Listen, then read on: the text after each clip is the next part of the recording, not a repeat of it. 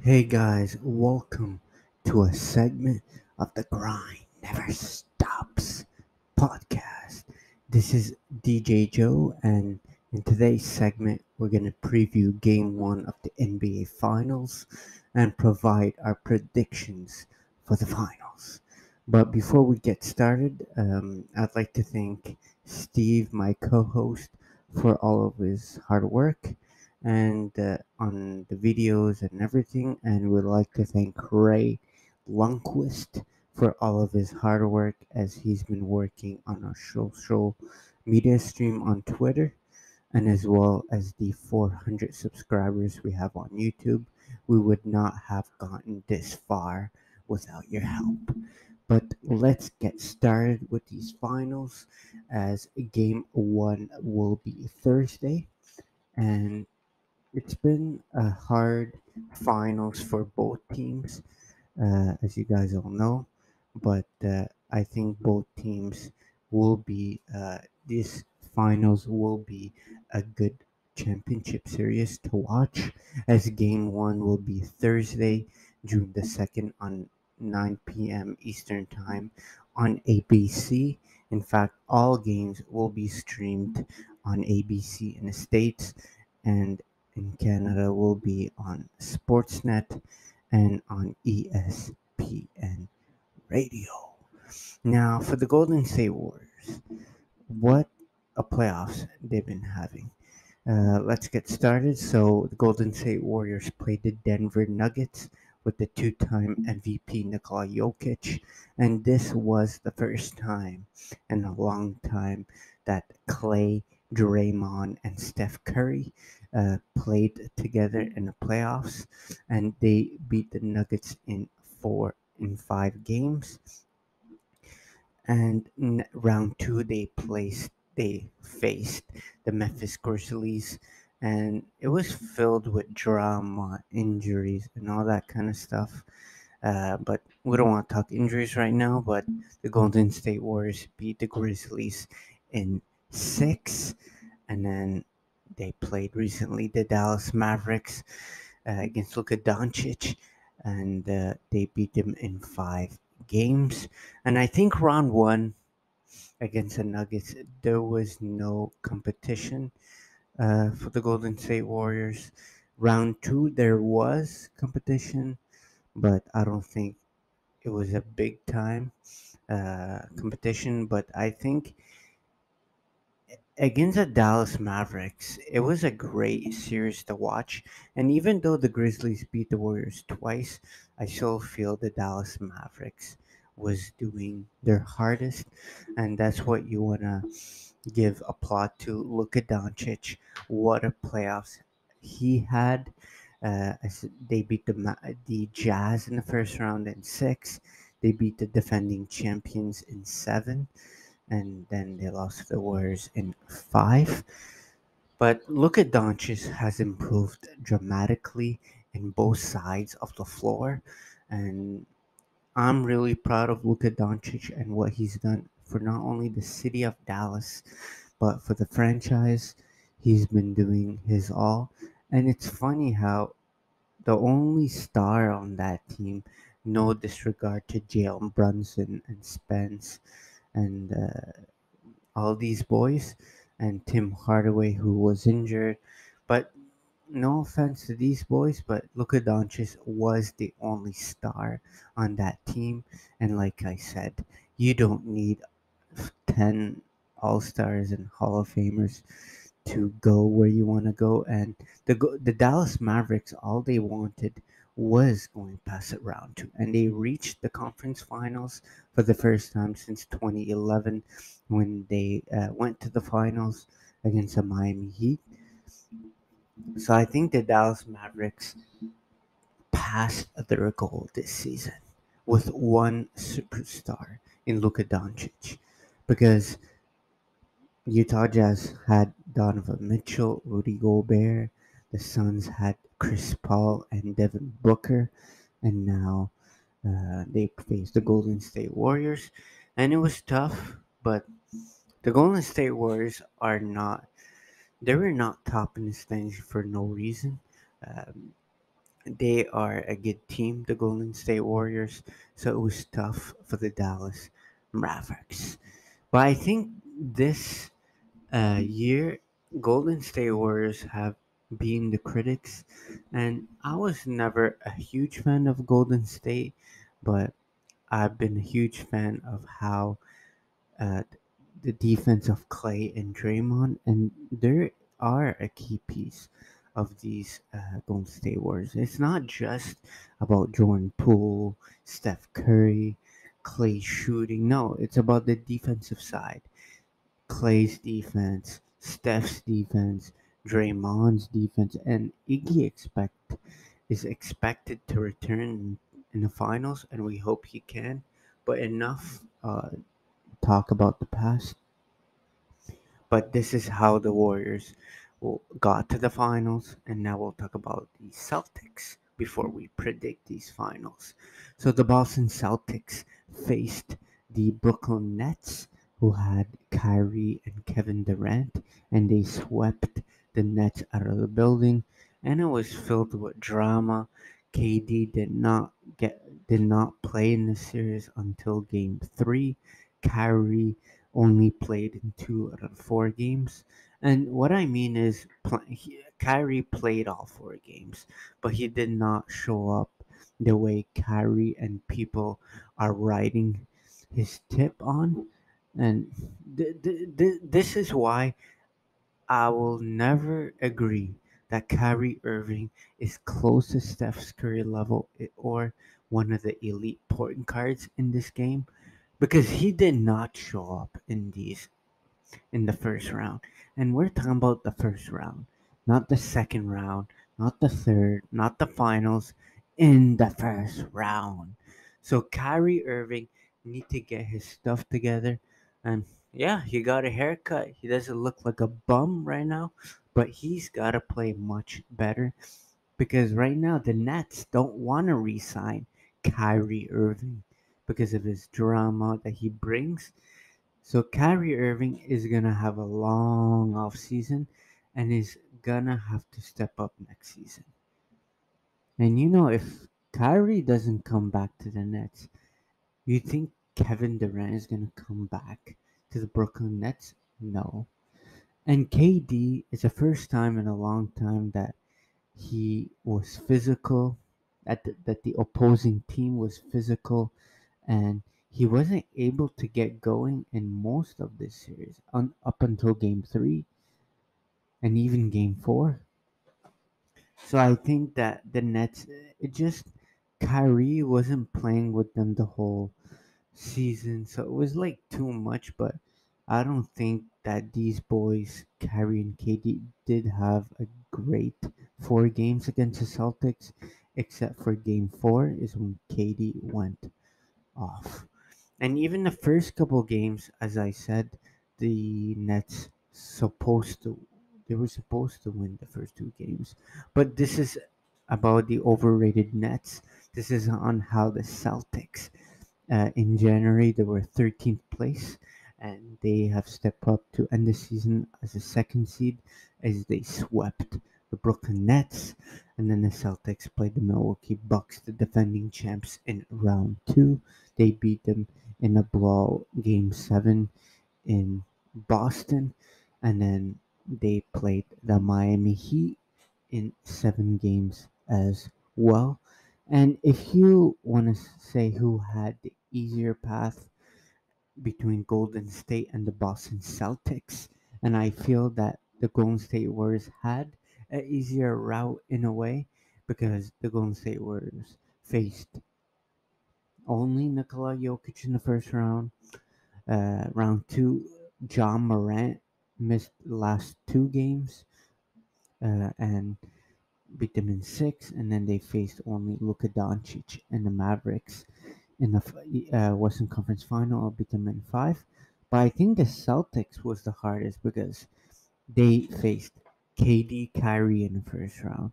They faced Giannis Antetokounmpo in round 2, and then they faced Jimmy Butler and the Miami Heat. But we don't want to talk about how the Bucks they went without Middleton, and it was tough that they couldn't play well in Game 7. But for the Miami Heat, I think Kyle Lowry did not have a great performance in all 7 games. Probably in Game 6, he had a great game. But everyone's talking about how Jimmy Buckets was the like MVP of this round.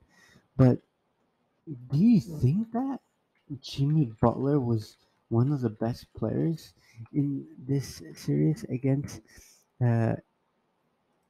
the Boston Celtics? Do you really think that? Because I don't like no disregard to Jimmy Butler. He showed up in Game 6, obviously, and Game 7. But like, what about the other games where he scored so like under 15 points?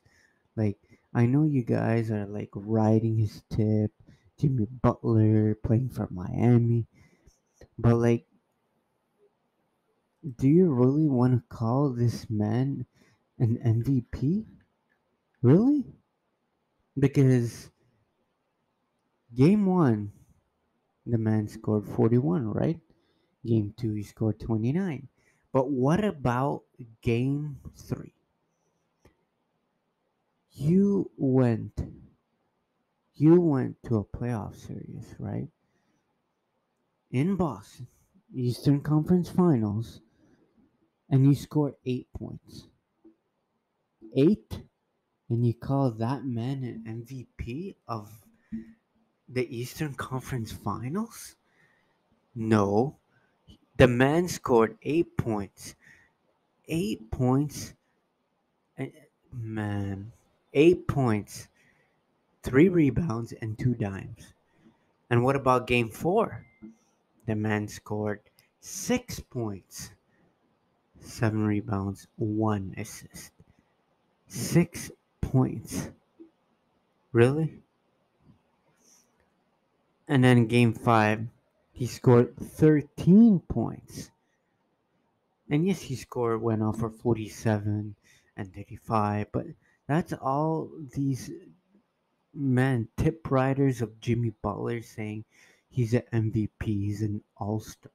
You can't be an all-star and score under 15 in 3 consecutive Eastern Conference Final playoff games. That can't happen. And Miami Heat should have won this one. They should have won in 5 games. That's what I feel. They should have won in game two. It was a blowout. But they should have won game three. It was a blowout. They should have won in game five as well. And yes, Jimmy Butler scored 47 in an elimination game in game six in Boston. Yes, he scored 35 in game seven, but he took one of the worst shot attempts you could ever take. There's literally 13 seconds left on the shot clock. He could have got a better play instead of shooting that contested pull up three. So, Jimmy Butler had a great playoffs. Don't get me wrong, but he played great in every single playoff game up until Game Three against the Boston Celtics. Because the one of the games that he did not play well was Game One against the Sixers, in which they won by 14, but he scored 15 points. That didn't matter. But that's the only game since then, the only game that he has struggled was up until game three of the Eastern Conference Finals. And that cannot cut it. I'm sorry, but Miami Heat are the number one seeded team for a reason. They had a great season, they had a great performance up until the conference final. But I'm sorry, but you cannot go into Boston on the road. Not only that, but in 3 straight playoffs game, score under 14 points. And yes, all these Jimmy Butler tip riders are gonna be like, man, he scored 40 in 2 games. Yeah, he scored over 30 in three. But the man lost, and obviously when you lose, you gotta look at what went wrong, and that what went wrong. In game three, he scored 8 points. In game three, scored eight. Game four scored six. Game five scored 13 points. And yes, they won in game three by 6 points, but the man scored 8 points. Because when you lose, you gotta look at your leaders. That's what you have to look. And Jimmy Butler, according to those bum ass fans, Jimmy Butler's the man.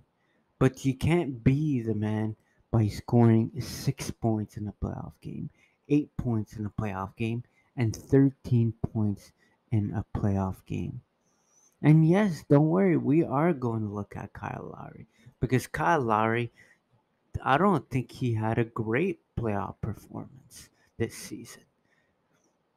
In the first round against the Miami Heat, against the Atlanta Hawks, he only played three, scored 10 points, 9 points, 6 points. Against the Sixers, he only played in game four. I mean game six, game three. Yeah, one. Yeah, so he played in game three and game four. He scored 0 points, and then game four he scored six with 7 assists. Against the Boston Celtics, he did not play game ones and game two. He played in game three, had 11 points and 6 dimes and 4 dimes. In game four, he played three. He scored 3 points, 5 assists, 5 rebounds, 2 assists. Game five scored 0 points. Game six had 18 points and 10 dimes, which is a great performance. And in game seven, they lost by four. He had 15 points and he had 15 points and 3 dimes on 4 for 12 shooting. So you gotta look at your boys, which was Kyle Lowry and Jimmy Butler.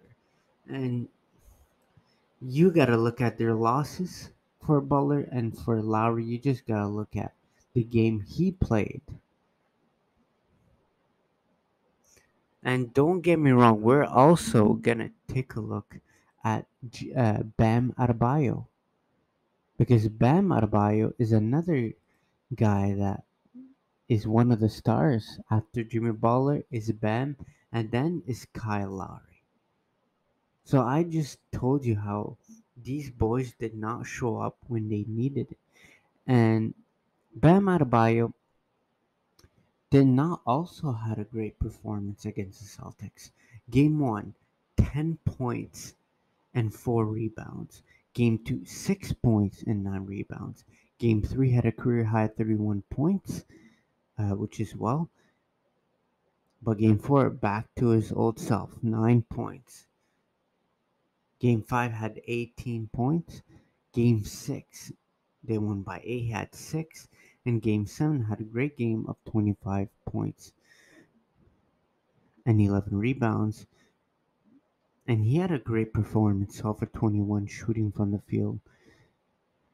But it just that shot attempt in Game Seven by Jimmy Butler was not a great shot attempt by Butler for the Miami Heat, and that costed them the game because there was still 13 seconds left on the shot clock, and Jimmy Butler should have drove and go for the tie instead of the three. Because if he had a look, or if someone had a look and they took it and missed it, all right, I get it. But if you took a contested shot, pull up shot when you still had 13 seconds to go, and that was just questionable, and it hurt in Miami Heat because in the end they're not advancing to the finals. But that's about it for that.